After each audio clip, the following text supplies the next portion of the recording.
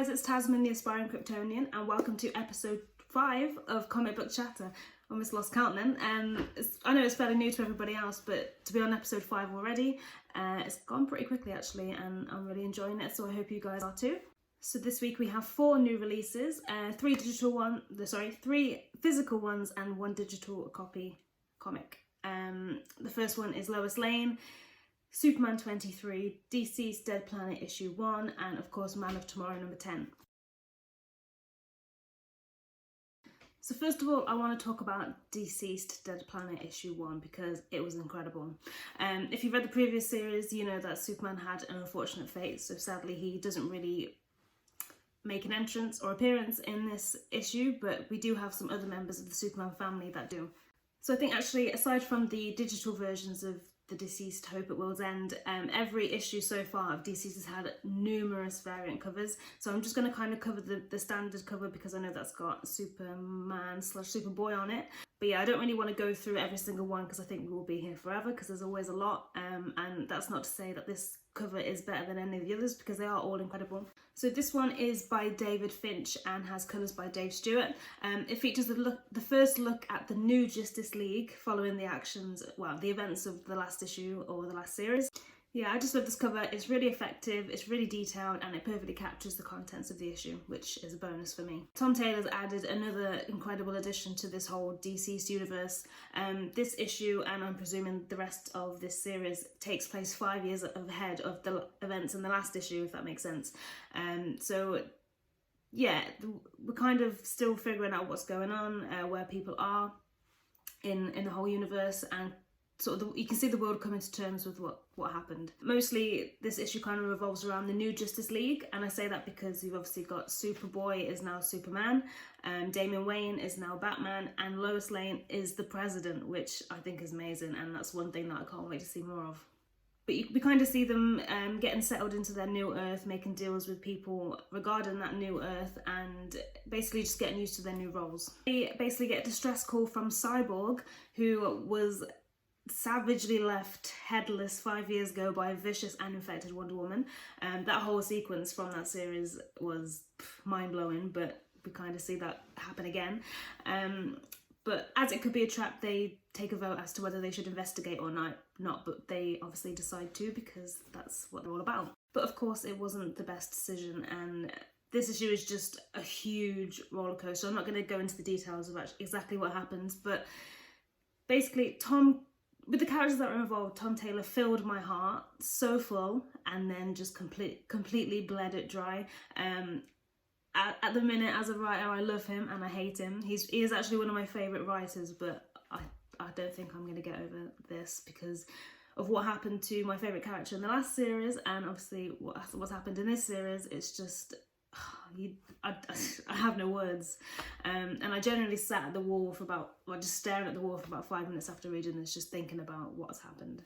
So the artwork in this issue is by Trevor Hairsine, and the colours are by Rain Beredo. After the change up in Hope at World's End, it's kind of nice to see Trevor back on this series. I really like his artwork anyway because of the nature of the comic and the story with all the infected zombie kind of things.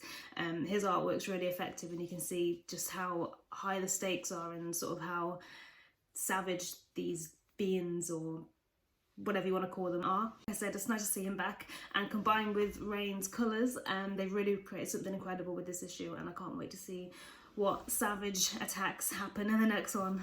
So now from DCeased, I'm going to go on to Lois Lane issue 12, which sadly is the finale. I've been looking forward to this issue, but I've been dreading it at the same time simply because it is the last issue and I really don't want it to end. First up, let's talk about the cover, which is by interior artist Mike Perkins. This cover is pretty fitting, I think. It's kind of like a tribute to all of the different times and the lives and times of Lois Lane. I think it's quite an emotional final cover, and I like to think that the choice of purple is down to the fact that Lois tends to have purple eyes in a lot of her appearances. The variant is by the wonderful Amanda Connor. It's got a really empowering feeling to it, and it's mostly because you got Lois doing this. It's kind of captures Lois Lane and all of her greatness among things and people that she surrounds her life with. So you've got Clark, Jimmy, Superman, coffee and bits of news, typewriters and things like that. But it's just another lovely cover for a finale. So this issue is kind of like a nice little satisfying conclusion, as is the last one, as I keep saying. But Lois has basically finally handed in the story to Perry White, and she kind of acts as if the murder attempts never even happened. And I don't even think we actually, well, unless I've overlooked this, I don't think we actually got to find out who put those hits out on her properly. I know there were hints and stuff, and obviously we found out who the assassin was, but I don't think we found out who put the hit on Lois Lane. But maybe that's going to be something that's explored further on.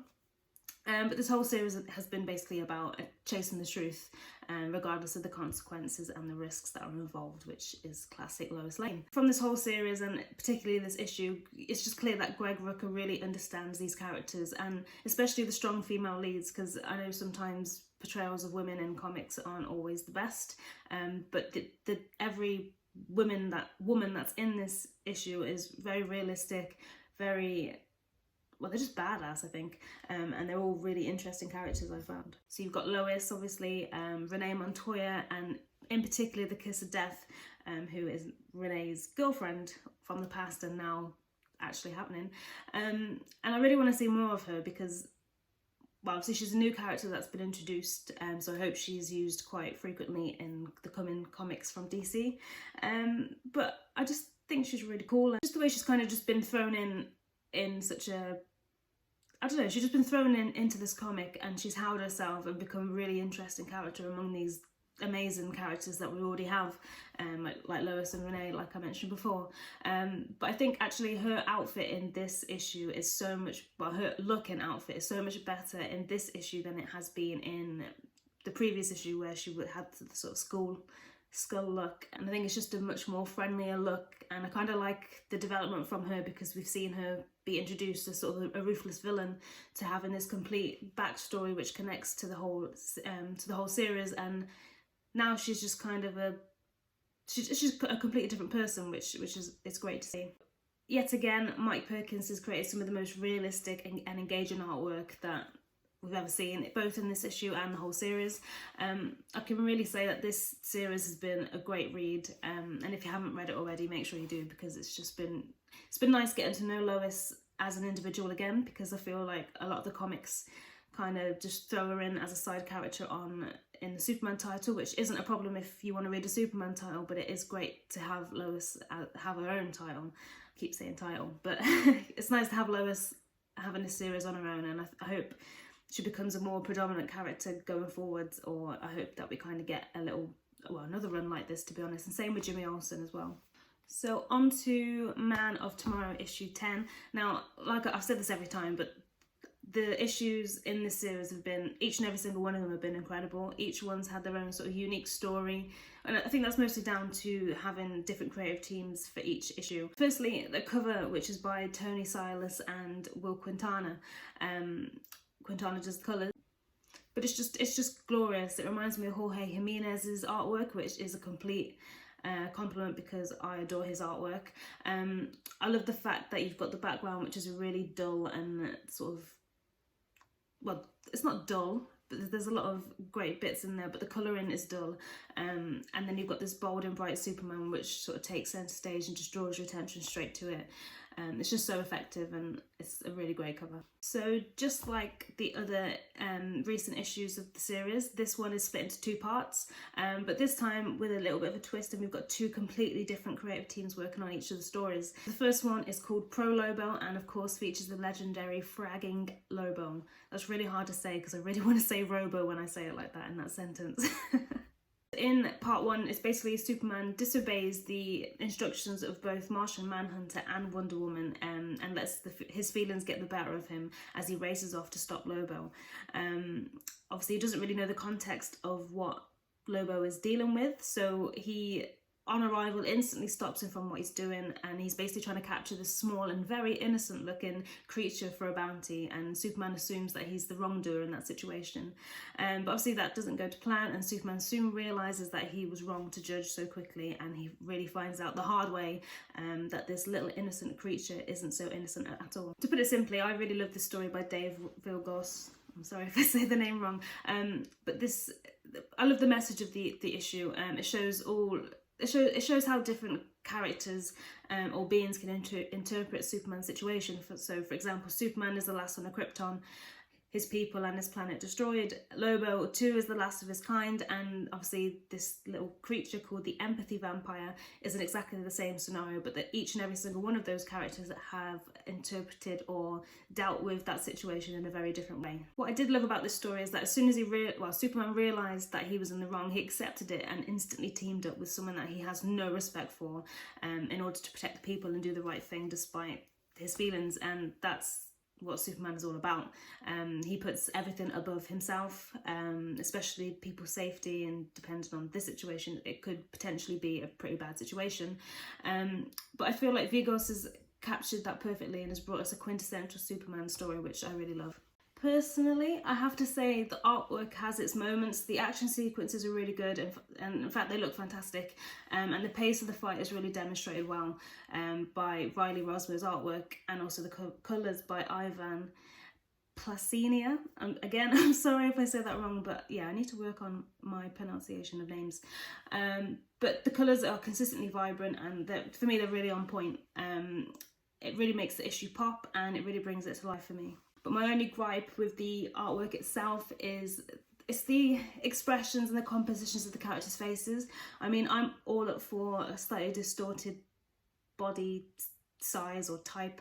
In particular, this one, I think there's a panel of Superman with massive tree trunk legs and quite a slender body. But that's not a problem for me. It's sort of the faces, the facial expressions. But it's definitely a interesting and unique take on the artwork style, but I just don't think it's going to be for everyone.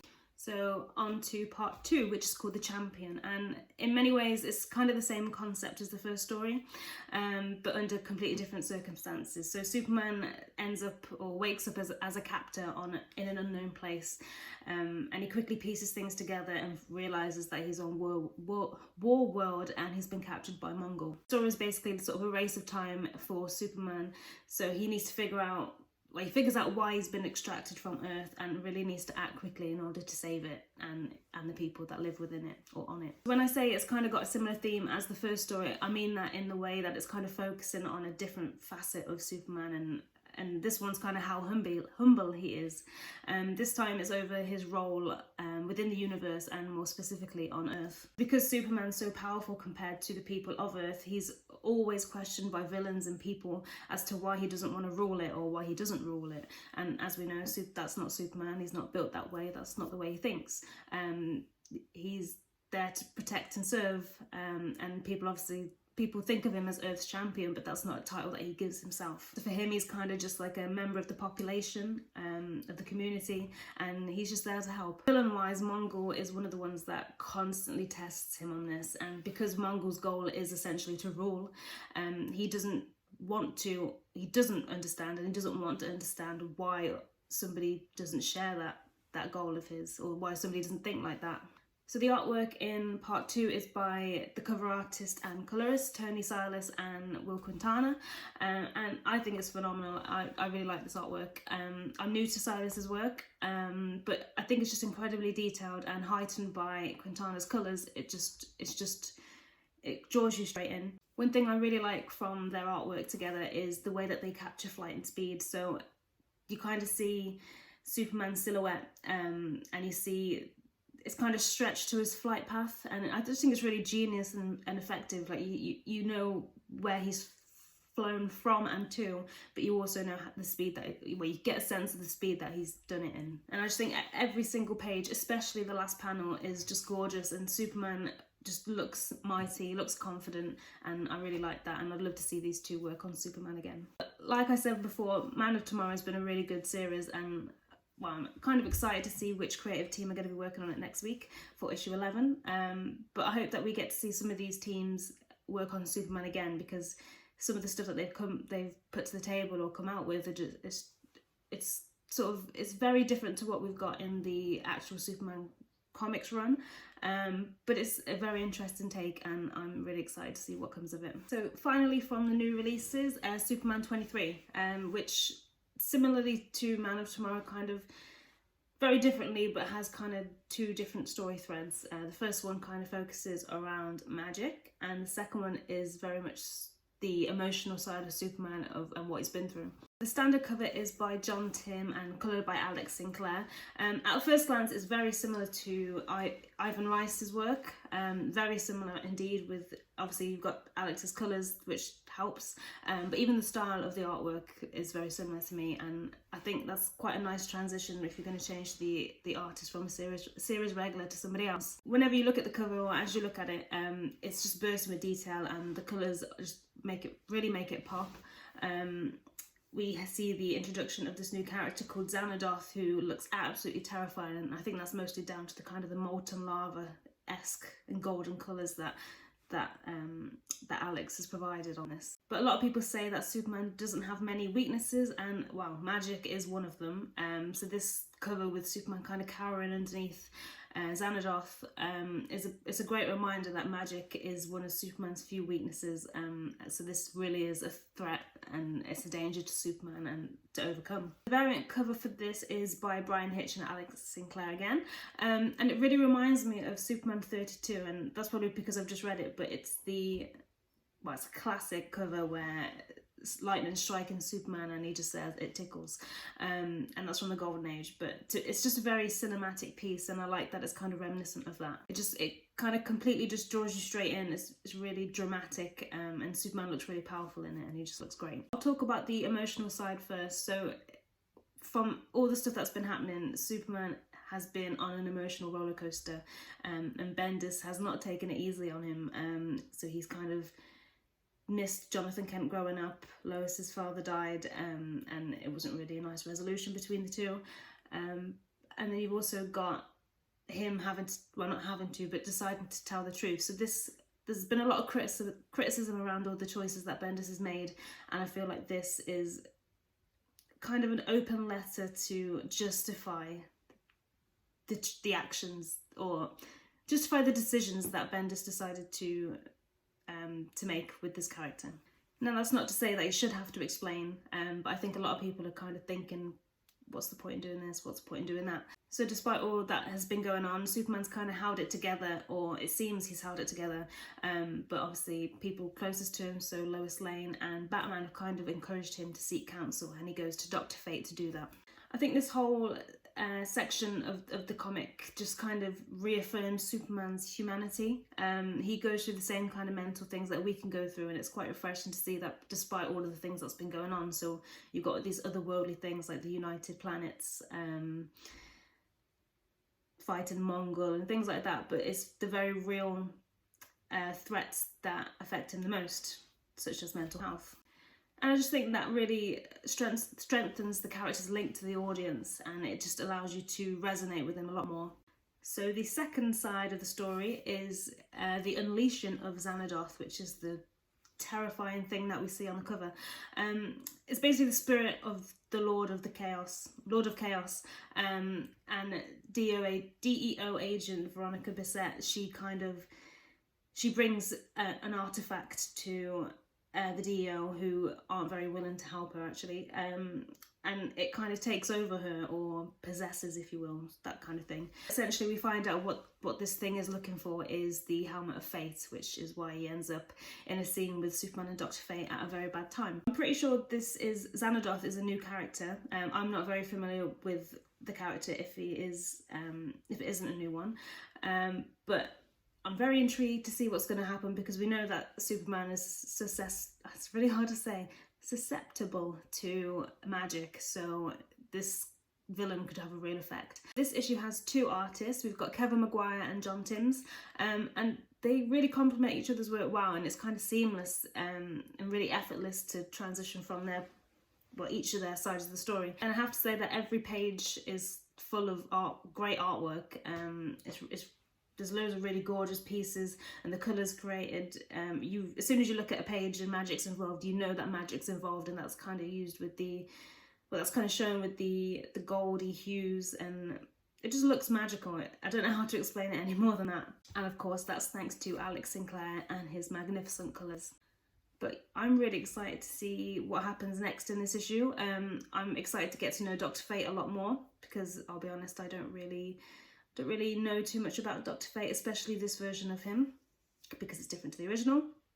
And I'm excited to see what happens with this villain, because yeah, like I said, he looks terrifying, so we could be in for a treat, and Superman is definitely going to be in for a bumpy ride.